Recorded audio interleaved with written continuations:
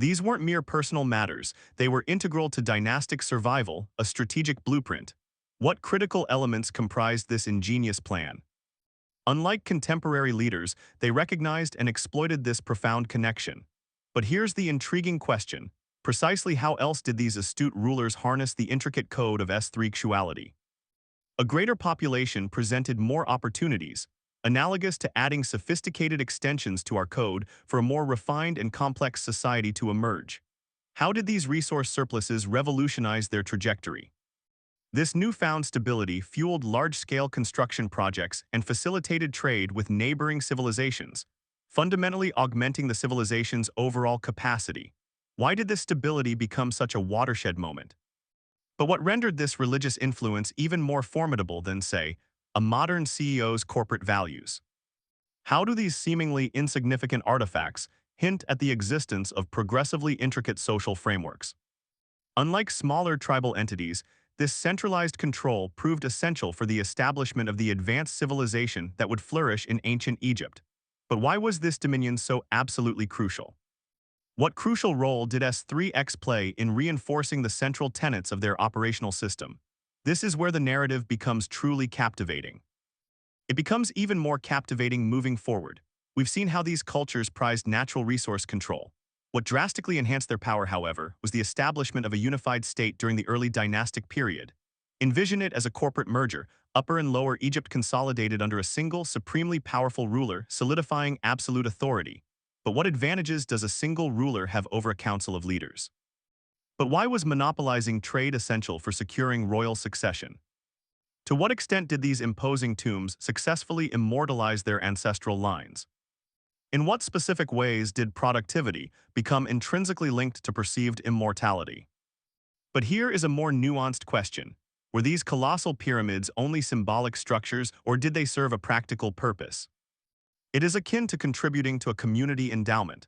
So, in what specific ways are the pyramids a long-term investment in ancient Egyptian society?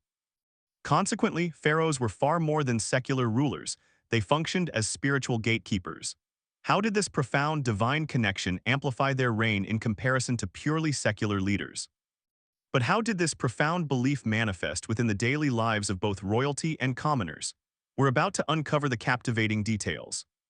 The first intermediate period serves as a chilling illustration. The disintegration of central authority unleashed a torrent of local power struggles. What catalyst ignited such widespread turmoil? In what ways did this pervasive uncertainty fracture the deeply ingrained traditional family structures? Yet, like the predictable and life-giving inundation of the Nile, order majestically returned.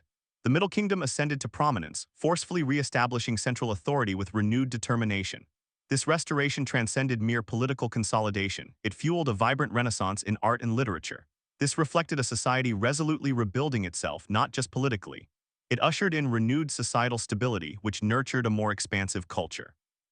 But how exactly did this focus on relationships contribute to a more robust economy overall? What factors made the Hyksos invasion so incredibly devastating against a previously fortified Egypt? This tumultuous era tested the resilience of Egyptian society and its foundational values as never before.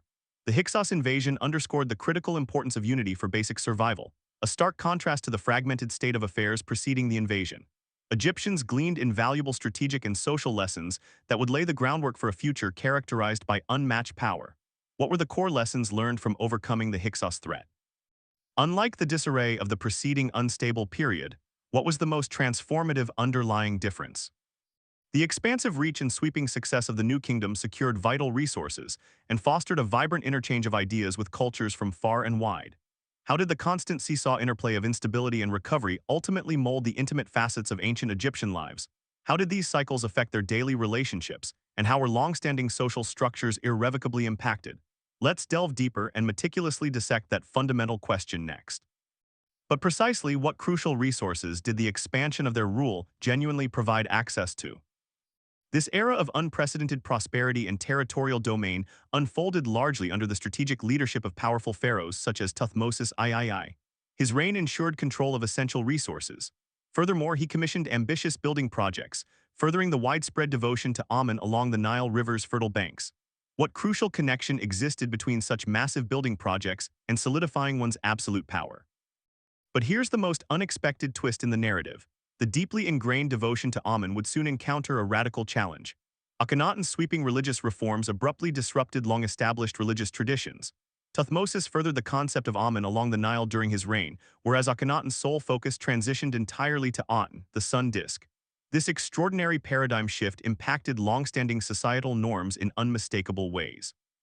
But what palpable real-world consequences arose from abandoning Amun and the prior religious orders? How did they practically erase Akhenaten's legacy? Now compare this fervent response with the distinctive reign of Ramesses II, the formidable ruler who succeeded those pharaohs. Ramesses II implemented military campaigns and oversaw incredible construction projects. He is particularly remembered for fathering a truly remarkable number of children. This emphasized the importance and continuation of family, power, and succession. Yet, was Ramesses II's approach truly the optimal path forward for Egypt?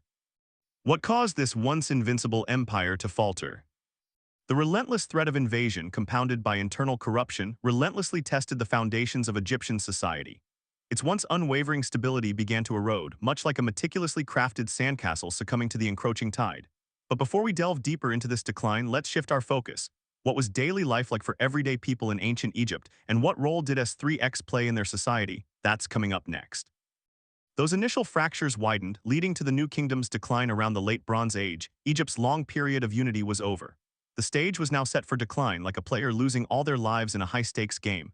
The Third Intermediate Period ushered in an era of fragmentation. Autonomy was lost. Everything began to crumble. This instability opened the door for foreign powers who brought new strategies and agendas. But what precipitated these cracks in the first place?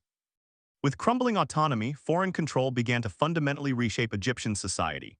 The once unshakable cultural identity started to transform. The very rules of society were rewritten. It's important to consider how constant power shifts affected social structures and individual attitudes. How did Egyptians manage to preserve their traditions amidst these seismic changes? Like pieces on a game board, roles were changing rapidly, impacting what was considered normal within the culture.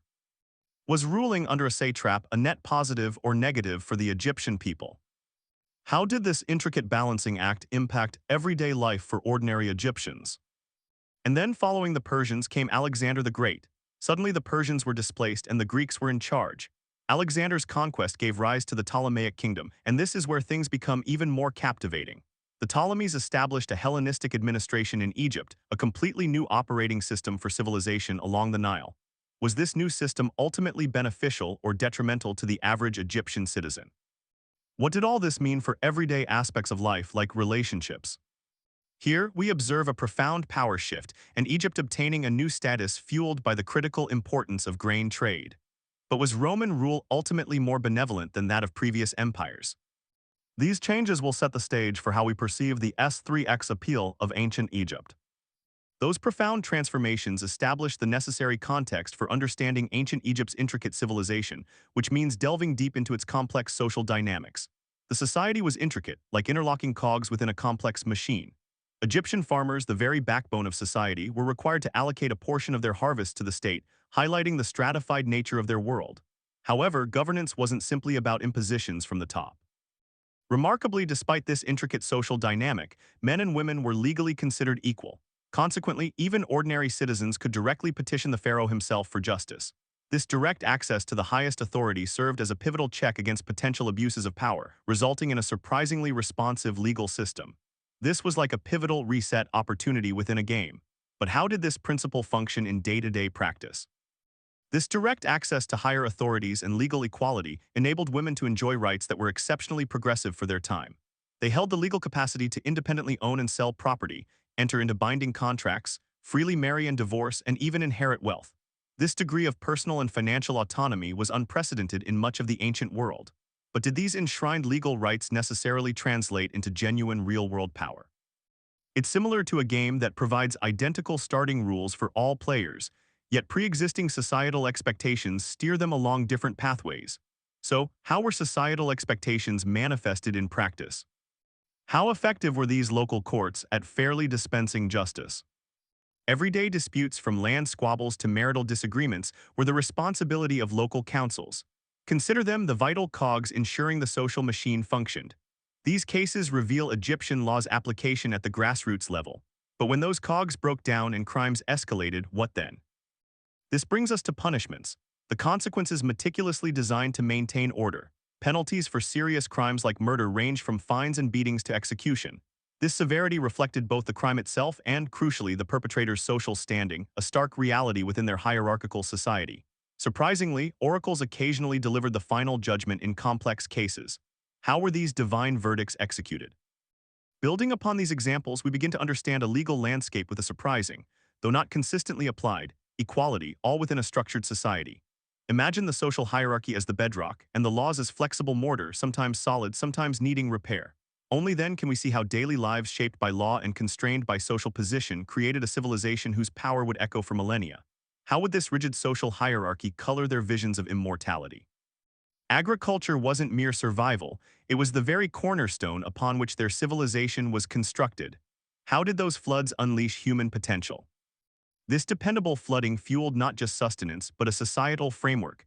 Knowing precisely when to flood, plant, and harvest was essential. This surplus food production achieved more than just preventing starvation. It liberated time and resources, enabling grand projects and specialized crafts. In what critical way were those crafts transformative? Beyond agriculture, animals held immense value, deeply entwined with Egyptian spirituality. Cattle in particular were fundamentally important, so vital that taxes were sometimes collected in the form of these creatures. Compared to other livestock, cattle enjoyed the highest status. But in what remarkable ways did cattle shape ancient Egypt's cultural identity? Beyond cattle, Egypt boasted thriving poultry farms. Balancing the needs of humans and animals was vital.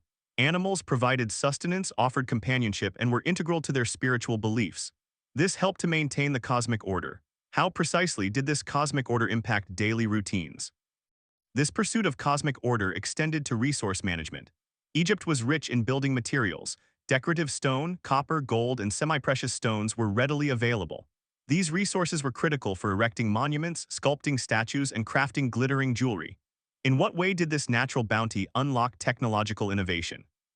That availability fostered innovation, enabling the creation of monumental structures. But Egyptian ingenuity didn't stop there. While Egypt was naturally abundant, leaders understood the need to supplement local materials with foreign trade. How did these trade routes shape their unique architecture and art? Those trade routes were vital links. Through trade, Egyptians forged connections far beyond their immediate sphere. They cultivated relationships with Nubia, Palestine, Byblos, Anatolia, and even Afghanistan. This exchange broadened horizons, influencing their culture. In what ways did their own land inspire such far-reaching connections? Therefore, S3X practices in ancient Egypt must be understood within this framework, a society interconnected with agriculture, animal reverence, and international trade. Now, let's shift our focus and explore specific roles and expectations surrounding men and women. How did agricultural success and international standing manifest within their culture toward S3X? Understanding these roles emphasizes the pharaoh's unparalleled importance. Their divine right to rule served as the era's very foundation. This not only shaped governance, but also deeply influenced ancient Egyptian ideals regarding love, loss, and the afterlife. The pharaoh was the bridge between the mortal and divine realms. But did this insulation make them any less vulnerable to tragedy? This unquestioned divine right led to a widespread fascination with the afterlife. The ancient Egyptians invested deeply in beliefs about the afterlife. These beliefs weren't abstract, but meticulously mapped out expectations. They shaped burial rituals and the very construction of pyramids. This extended to everyone's transition, not just the pharaohs. How did Egyptian culture approach the afterlife compared to modern Western cultures? That intense focus colored perceptions of love and loss. Because the afterlife was central, love and loss gained a new dimension. Losing a loved one wasn't finality, but a transition. Elaborate rituals ensured the deceased had everything needed for their journey through the underworld, including the Book of the Dead. But how did Egyptians make this dangerous journey easier than life itself? These detailed rituals offered assistance on that perilous journey. Understanding this journey, family members packed tombs with provisions, spells, and miniature models of servants to continue aiding the deceased. The goal was to ensure the spirit could thrive in the next realm. These efforts established a precedent influential to later cultures across the region and beyond. What other cultures adopted similar elaborate approaches? Commoners, however, relied on simpler rituals, hoping for favorable judgment. A king's calculated voyage versus a peasant's desperate plea. Because familial continuation was paramount, coupled with religious ritual, sex was largely celebrated as joyful and life-affirming. So consider the context, a chasm separating rich and poor, profound religious devotion, and an innate love for family. Now let's explore those views in greater depth. Where did this optimistic view of sex originate, and what did it signify for ordinary Egyptians, those who weren't commissioning colossal pyramids?